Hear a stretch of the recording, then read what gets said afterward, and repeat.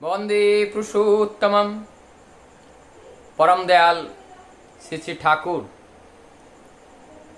आज परम दयाल के मन में इच्छा जगा भक्त लोगों को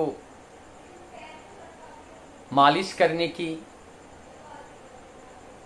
उन्होंने हमारे सुशीलदा को एक कटोरी तेल लाने के लिए बोली। सुशीलदा परम भक्त ठाकुर जी के भगवान जैसे चतुर होते हैं, ऐसे ही भक्त भी चतुर होते हैं। सुशीलदा को मन में लगा कि आज ठाकुर स्वयं शायद तेल मालिश का,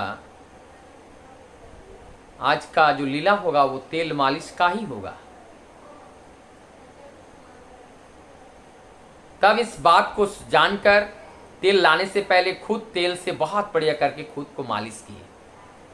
मालिश करने के बाद ठाकुर जी के पास तेल कटोरी में भर के लेके आते हैं, रखते हैं, प्रणाम करते हैं। वहाँ पे जितने जितने भक्त बैठे हुए थे, हमारे किशोरीदा, अनंत महाराज दा, ज्योतिष घोष दा, एक बात मैं बताते चलूं। ये जो बात है लगभग 1921 की है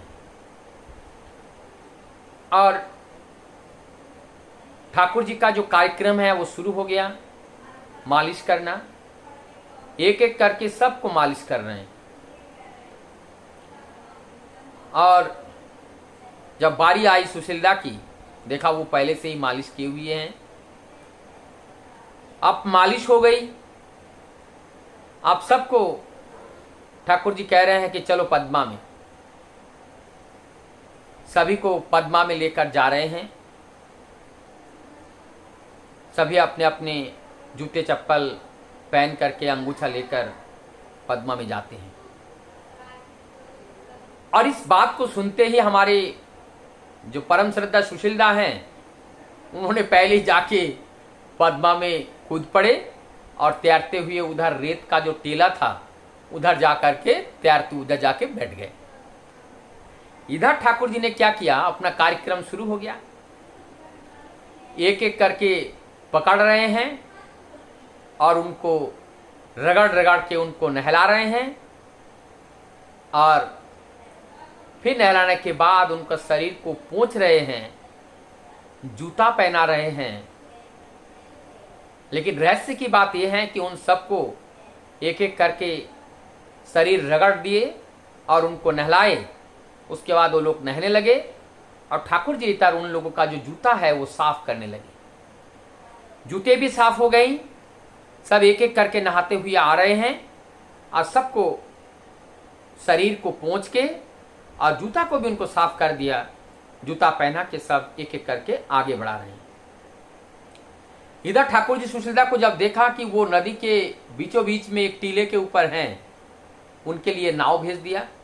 जैसे ही नाव उनके पास पहुंचने वाला था, वहां से कूदकर वो आगे तैरते हुए पद्मा नदी में चले गए। ये देखकर ठाकुर जी सभी भक्तों को साथ लेकर घर चले आए। ठाकुर जब सभी भक्तों को लेकर घर आते हैं, ये बात हिमायतपुर पावना की है, पद्मा नदी में नहा रहे हैं, तो वहाँ घर आते हैं। आकर के अब सभी लोगों के लिए खाने की व्यवस्था होती है और वहाँ भोजन बनता है। सभी लोग कतार में लाइन से बैठ जाते हैं। सुशीलदा चुपके से आते हैं, आकर के उस लाइन में बैठ जाते हैं और भोजन प्राप्त करते हैं। ये जो आनंद है और ये जो लीला है प्रभु का, ये तो प्रभु ही जानते हैं किसमें क्या है।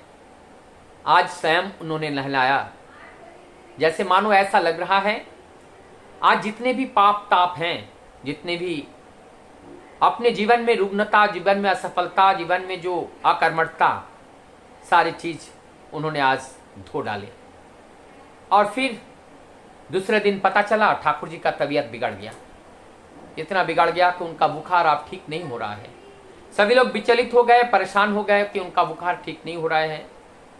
अनेकों स्थानीय डॉक्टर को उनको दिखाया गया, लेकिन सभी डॉक्टरों ने देख करके उस बुखार को ठीक नहीं कर पाया। ठीक ना कर पाने की वजह से सभी लोग परेशान थे। ठाकुर जी के जो परमानेंट डॉक्टर थे उन लोगों ने देखा, और उस समय उस स्थानीय रूप में जितने भी डॉक्टर थे सभी लोगों ने देखा, इसको ठाकुर जी को आराम नहीं मिला, परेशान हो गए। ठाकुर जी के पास भक्त जाते हैं और जाकर के बैठते हैं, ठाकुर आप तो बुद्ध शुद्ध, आपको ये बीमारी स्पर्श कैसे किया? ठाकुर जी बोलते हैं रामकृष्ण परमहंस देव जी का तो भी तो उनका कैंसर हुआ था। भक्तों का जो बीमारी है वो भक्त को मुक्त करके वो बीमारी सब अपने ऊपर लेते हैं। और ठाकुर से पूछने लगे कुछ भक्त, क्या ठाकुर आपने भी ठीक ऐसा ही किया है? ठाकुर जी बोलते हैं मैं ये नहीं जानता हूँ मैं रामकृष्ण परमहंस देव जी हूँ या मैंने रामकृष्ण परमहंस की तरफ के किया हूँ या राम की तरह किया हूँ, क्या किया हूँ मुझे नहीं पता, लेकिन आप लोगों का जो कष्ट है वो कष्ट मुझे लगता है और वो कष्ट मैं देख नहीं पाता हूँ। आप लोगों का कष्ट को दूर करना यही तो हमारा कर्तव्य है, यही कर्तव्य को पूरा करने के लिए हम आते हैं।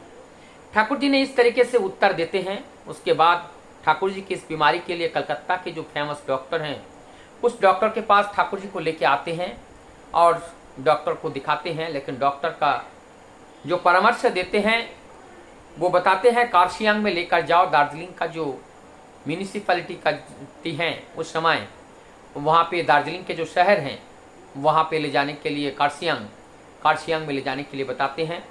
वायु परिवर्तन भी होगा और साथ साथ जब वहाँ पे जब वायु परिवर्तन के साथ साथ वहाँ जब जाएगा तो दवाई का काम भी बहुत अच्छा होगा।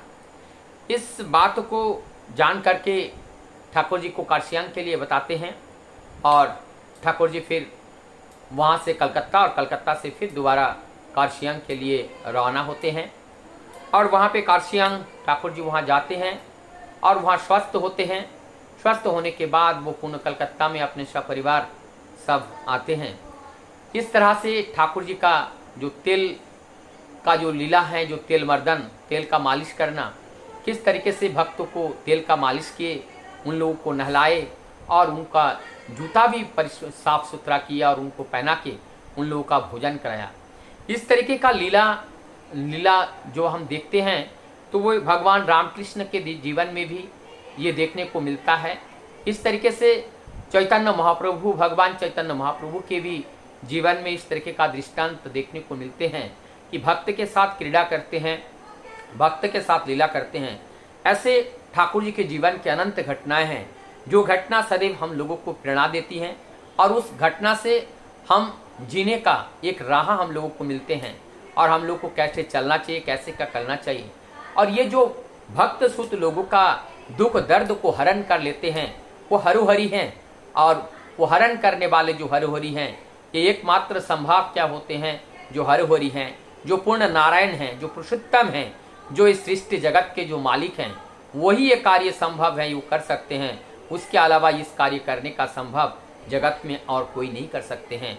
जो भक्त का जो बोझ है, भक्त का जो पाप ताप है, अपने सिर पर लेकर के उस जो सुख दुख कष्ट को निवारण कर सकते हैं, एकमात्र केवल वो पुरुषोत्तम ही संभव है।